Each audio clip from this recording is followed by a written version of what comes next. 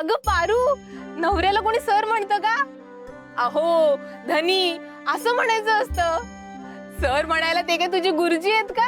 गुरुजींपेक्षा काही कमी आहेत का? पण पारू, तुझं नशीब खरंच खूप छान आहे बघ. इतका छान प्रेम करणारा, पाठिंबा देणारा, मदत करणारा नवरा मिळालाय तुला. दिसायला म्हणशील तर अगदी राजकुमारासारखा आणि बघायला श्रीमंत घराण्यातला, पण जराही गर्व नाही.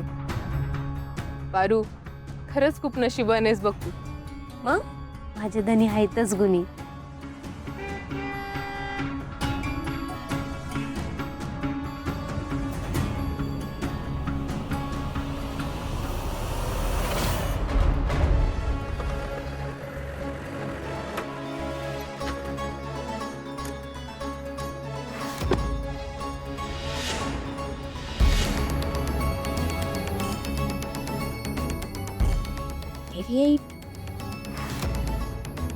श्रीकांत सर, तुम्ही अचानक इकडं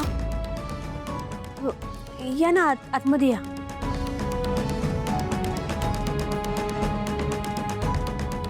या ना, बसा ना. बसायला आले नाहीये मी इथे. आज तू खूप खुश असशील ना? माझ्या मुलाला इथेच ठेवायचंय ना तुला? हेच तुझं कुटुंब, हाच तुझा संसार, बरोबर?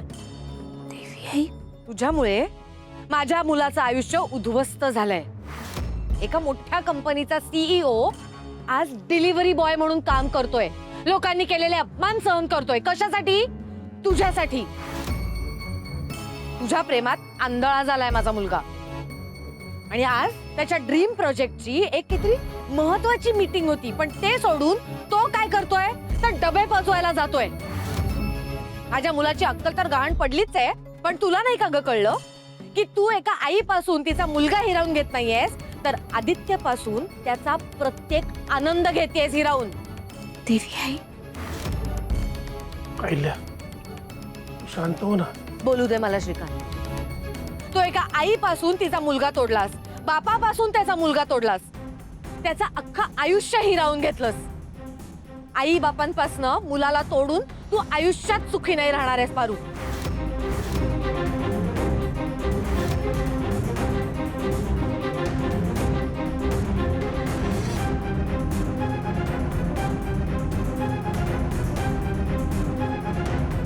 काळजी आहे.